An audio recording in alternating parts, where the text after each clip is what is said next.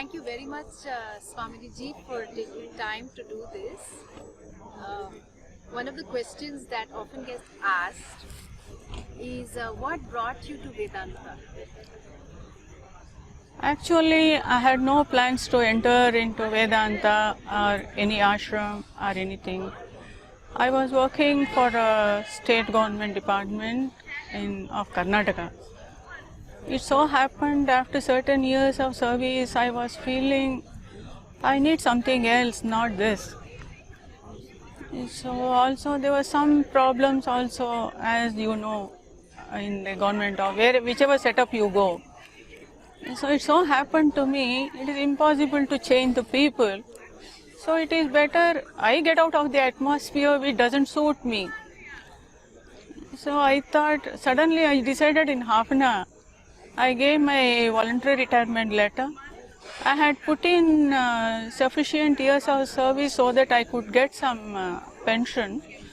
Whatever little pension I thought I would get, I felt it's enough. I didn't yearn for more or I didn't desire for more. I thought this is enough, at least something I'm going to get every month.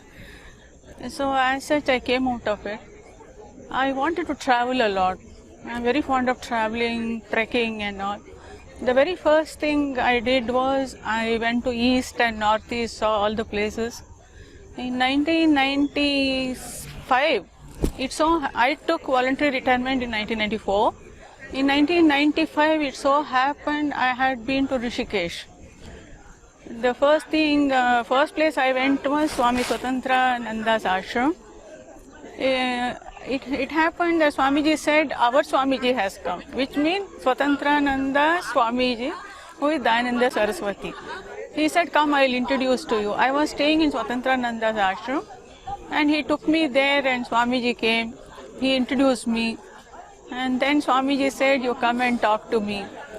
And I went to Swamiji's personal chamber where he used to sit in opposite to Ganga in the ground floor. I spoke to him, I said, I am so and so, I have come from so and so.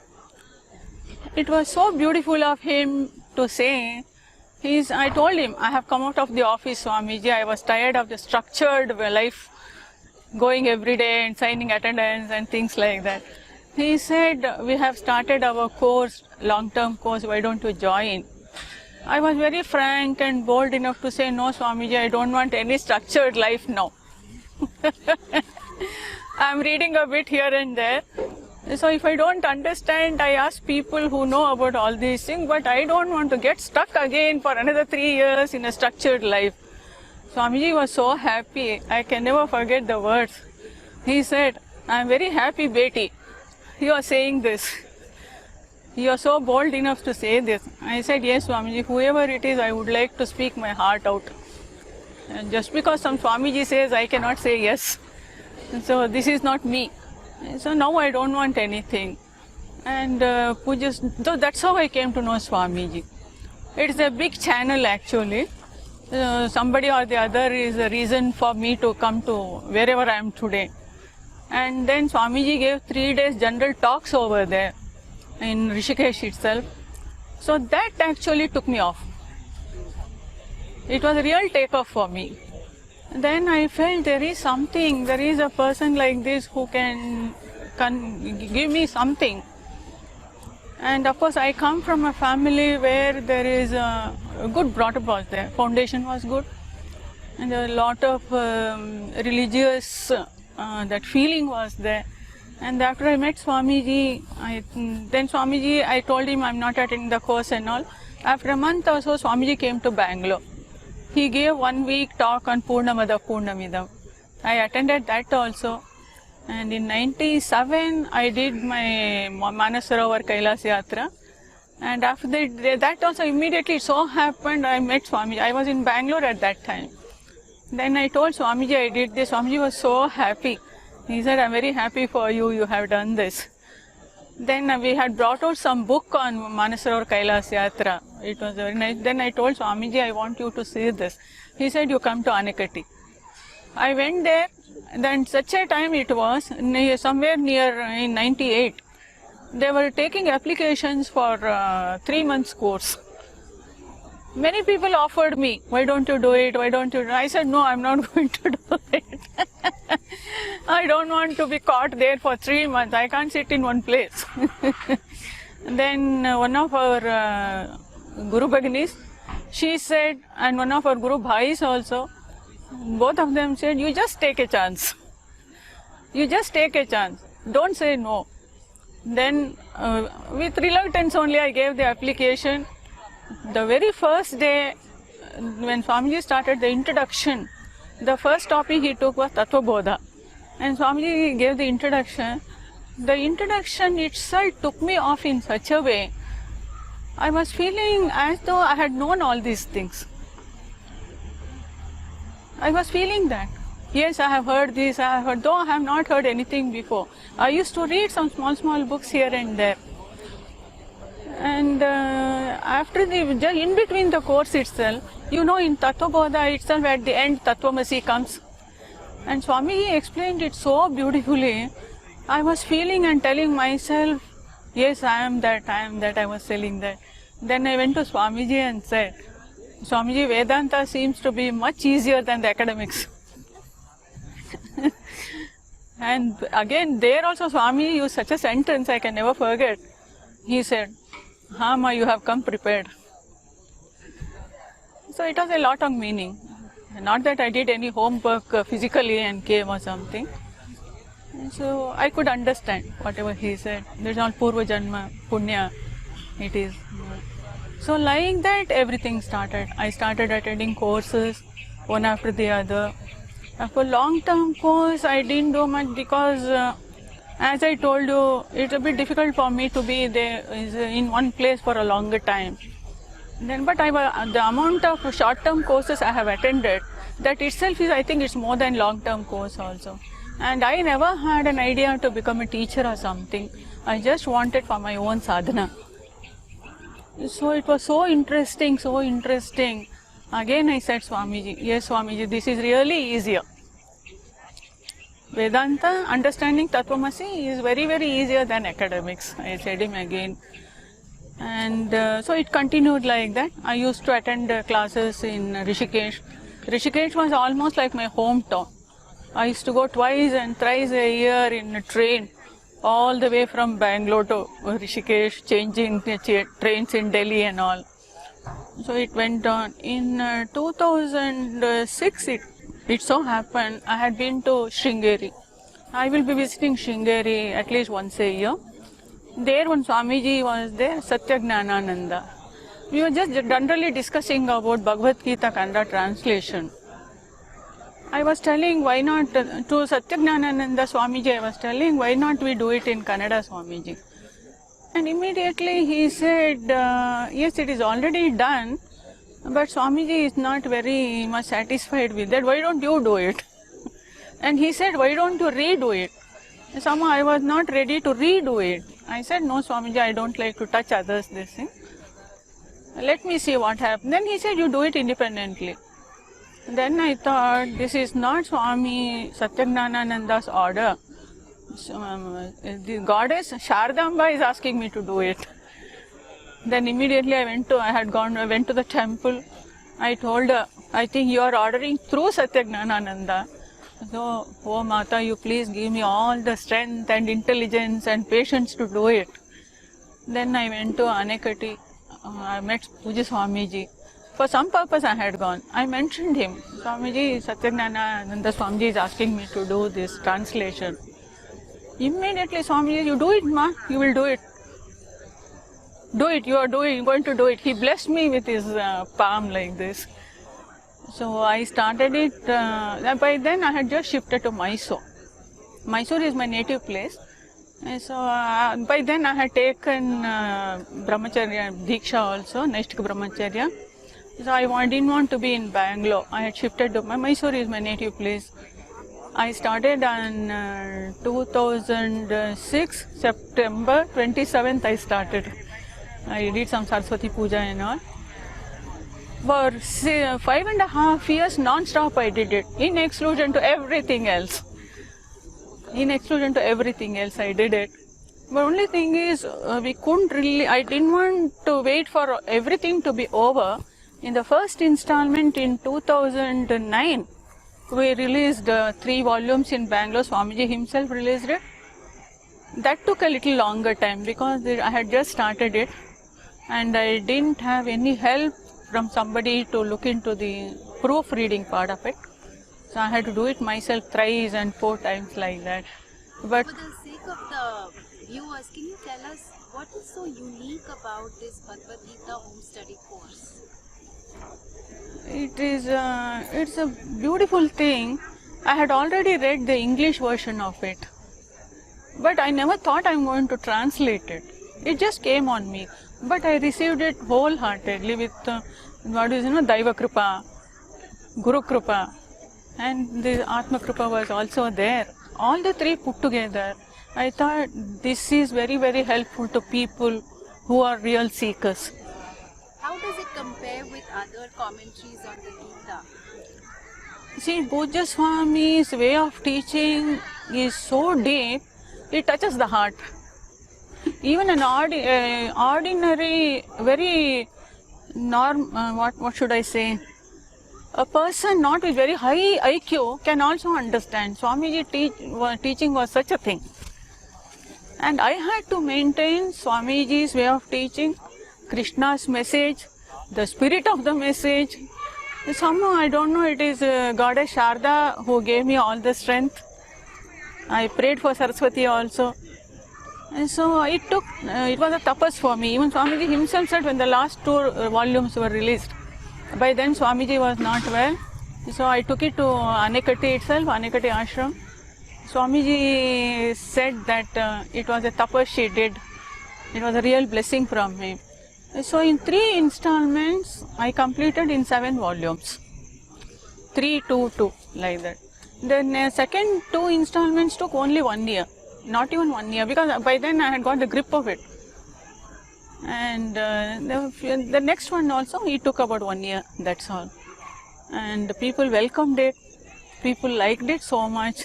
And I myself couldn't believe that I have done it. It was so beautiful, it was. Particularly that Kshetragnam Chapimam Vidhi. 100 pages in English version. In English version it was 100 pages. In Kannada also it came to 105. Because sometimes the languages differ. Certain things will go longer. Certain things will be shorter than the original language. Anyway, with all these blessings, all the kripa, everything, I finished it. And people liked it so much, I felt very, very happy for having done the work. What is your guidance for spiritual seekers? See, as of now, as we see, in the present generation, the present trend, there isn't much guidance from the parents. Because they are concentrating so much on academics, they want their children to do BE, ME, MS like this, go abroad, settle there.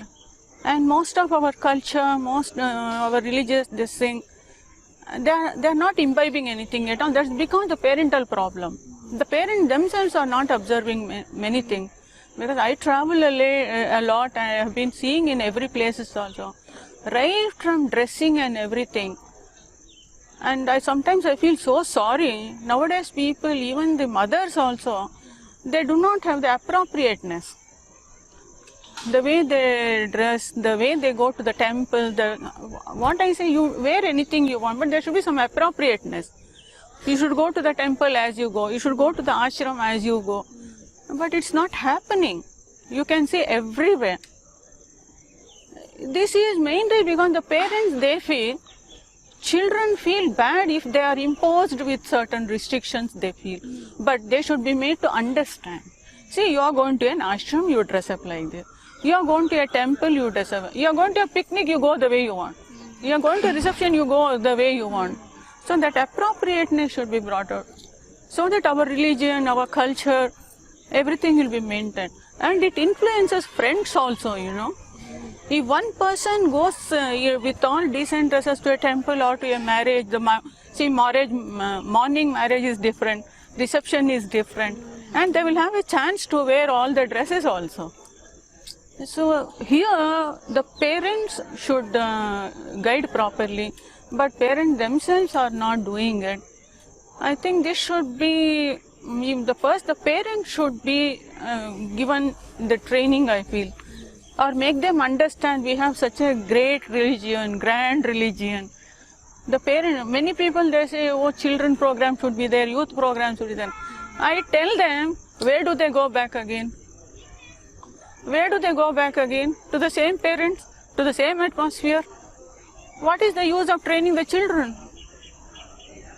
Isn't it? So first the parents should be told, you be like this, you guide. They say Vriddha Vyavahara. Vriddha means not old people, very old, elders. Vriddha Vyavahara means elders. So elders should first learn all these things. And many people having known also, they don't incorporate it. They don't tell the children. They feel children will feel offended. It's not right. They should be properly made to understand. So can I ask, besides appropriate dressing, Makeup? can you state 4 things that parents can do? Definitely. Definitely. When so many things are available, when so many good teachers are there, for example, our own Pujya Swamiji's disciples, students who are teaching all over India, they are there. Abroad also they are there. As you know, we have 4 ashrams abroad also. I mean, 1 ashram in the US, and there are so many teachers spread all over the world. If not, there are other ashrams also, like Ramakrishna Ashram, Chinmaya Ashram. So whichever is nearer, the parents can go there and learn something. Not that everybody should go to Tattvamasi or Aham Brahmasmi. I'm not the basics of our religion, basics of our culture. They should learn, and so then with convincingly they should make the children understand. See, it should be Priyam Vada, Hitam Vada. So it should be said it in such a way the children should understand, yes, we have something great in our culture, in our tradition. So this is how it helps a lot. Not necessarily once for all they should go to Vedanta. The basic the studies they should go through. This is what I feel. This is very badly needed in the present situation, I feel. Of course, there are some organizations who are coming with so many spiritual activities, but most of the things are concentrated on yoga. Yoga and pranayama are concentrated, being concentrated more. So I feel it's better they start with this moral education. Moral means not what they say, moral studies. The basic traditional things they should give. The oneness, the connectedness. That oneness is totally gone now. Even a small child feels it doesn't want to be with others. It wants to be independent. I don't understand what this independence is. So I feel here we need some training for children. This is what my feeling is. No, see, not that from morning to evening they should sit and do all these things. You just, apart from academics, apart from their computer work, homework and everything, morning or evening, just you start with 10 minutes. Because there are children who score first rank, second rank and all, they do all these things also. They are good in sports, good in spiritual activities, good in studies. How do they do? Question of interest and how the parents make them understand things. It happens. See, when I want something, I have time. When I don't want, I have no time. This is a simple logic. This is a simple logic. Even elders do it. If they don't want to come, they say, no, Mataji, I have no time.